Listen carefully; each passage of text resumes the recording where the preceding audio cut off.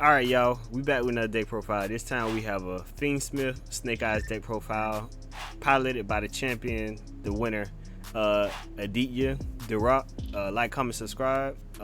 Bringing the best competitive Yu-Gi-Oh content that we possibly could bring right now. And this is the North American World Championship qualifier. I was at the qualifier. I participated. I didn't make it, in day 2, but I lost the last round, so I went X3. But y'all make sure y'all, share the videos, and let's get into this deck profile. So for the first place deck profile, let's go. We have a 45 card main deck, which is interesting. So we play 3 Snake Eyes Ash. I think we all know what this deck does. This card is normal special summon. You can add 1 level 5 fire monster from your deck to your hand. You can send 2 face-up cards you control to the graveyard, including this card. Special summon 1 Snake Eye monster from your hand or deck, except Snake Eye Ash. You can only use each effect of Snake Eye Ash once per turn. So we play 1 Snake Eye Flamberge. So we play 1 Flamberge in the main. And then we play 1 Snake Eye Oak. And then we play 2 Popular. Popular is definitely essential to the deck. Play 2 of those.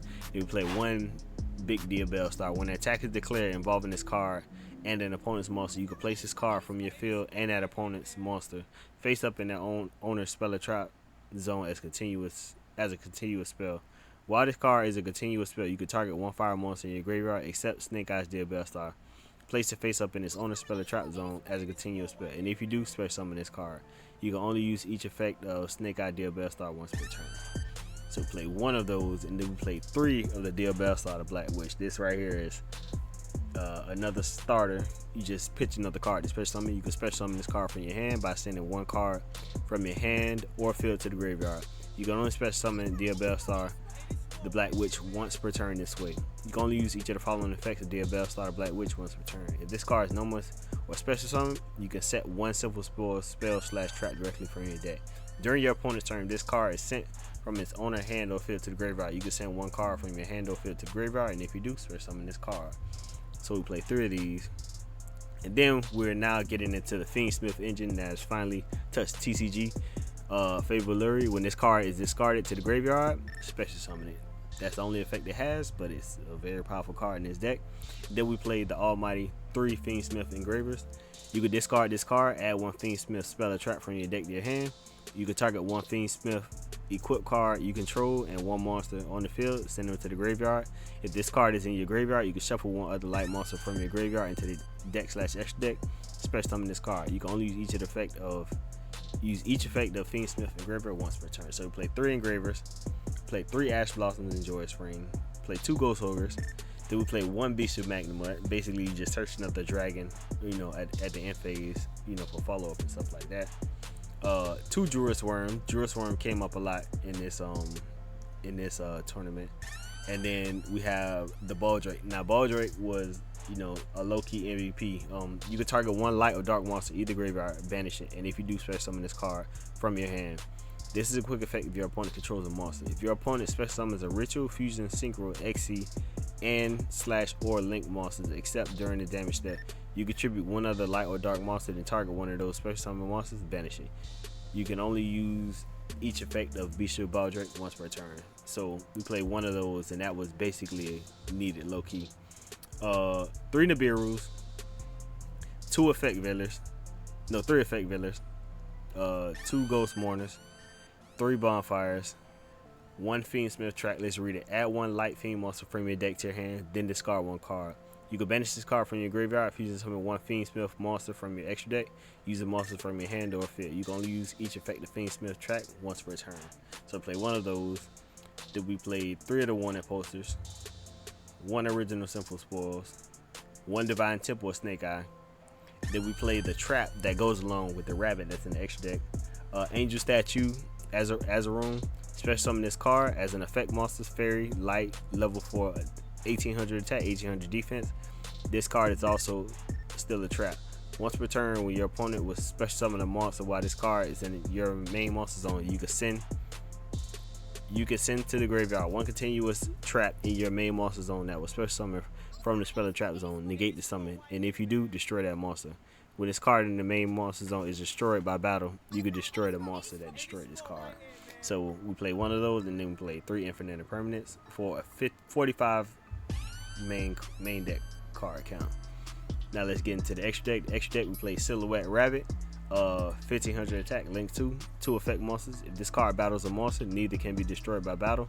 You can only use each of the following effects of Silhouette Rabbit once per turn. If this card is link summoned, you can set one continuous trap from your deck with the effect that special summons itself as a monster. Also, this card cannot be used as link material this turn. If a card in the spell trap zone is special summoned to the monster zone, except during damage step, you can target one spell / trap your opponent controls, destroy it.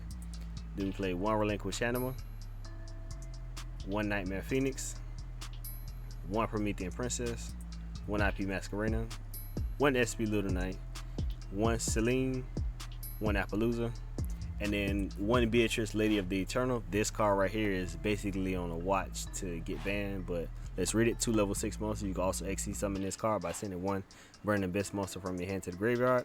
Then using 1 Dante monster you control as XC material. XC materials attached to that monster also become XC materials on this card. If summoned this way, the following effects cannot be activated this turn. Once per turn during either player's turn, you can detach 1 XC material from this card. Send 1 card from the deck to the graveyard. If this card in your possession is destroyed by your opponent's card by battle or card effect and sent to the graveyard, you can special summon 1 Burning Abyss monster from your extra deck, ignoring its summoning conditions. So we played 1 Moon of the Closed Heaven. This is basically the new Link 2. Link 2 to effect monster. You can target 1 face-up monster your opponent control. This card points to this turn. If you link summon a Link 5 monster using this card you control, you can also use that monster your opponent controls as a material. You can only use this effect of Moon of Closed Heaven once per turn. Then we play 1 Fiendsmith Requiem, 600 attack, link 1 light fiend monster. You can only special summon Fiendsmith Requiem once per turn. During the main phase quick effect, you contribute this card, special summon 1 Fiendsmith monster from your hand or deck. You can target 1 light non-link monster from you control, equip this card from your graveyard to that monster you control as equipped spell that gives it 600 attack. You can only use this effect, Fiendsmith Requiem once per turn. Then we have the Fiendsmith sequence, 1200 attack, link 2 monsters including the light fiend monster. During your main phase, you can fusion summon 1 fiend monster from your extra deck by shuffling its materials from the graveyard into the deck. You can target 1 light non-link fiend monster you control, equip this card from your field to the graveyard to that monster as an equip spell with the following effect. Your opponent cannot target the equipped monster with the card effects. You can only use each effect of Fiendsmith sequence once per turn. And then we have the Heater, the Fire Charmer, and then the Fiendsmith Desiree, 2800 attack, 2400 defense, Fiendsmith Engraver plus 2 light fiend monsters. Quick effect, you can negate the effects of a number of face-up cards on the field up to the total link rating of link monsters equipped to this card. Until the end of this turn, if this card is sent to the graveyard, you can shuffle 1 other light fiend monster from your graveyard into the deck / extra deck. Then target 1 card in the field, send it to the graveyard. You can only use each effect of Fiendsmith Desiree once per turn. And then we have the Fiendsmith Lacrima, 2 light fiend monsters. Monsters your opponent control lose 600 attack. You can only use each of the following effects of Fiendsmith Lacrima once per turn. If this is fusion summon, you can target 1 of your light fiend monsters that is banished or in your graveyard, add it to your hand, special summon it, or special summon it. If this card is sent to the graveyard, you can shuffle 1 other light fiend monster from your graveyard into the deck / extra deck and inflict 1200 damage to your opponent. Now let's get into the side deck. The side deck we have 1 Access Code, 2 Dark Charmer. Then we have the new 3 of the Mold Charming Perillia. If you control no cards, quick effect, you can discard this card, apply these effects this turn. Each time your opponent normal special summons a monster from the hand, immediately draw 1 card.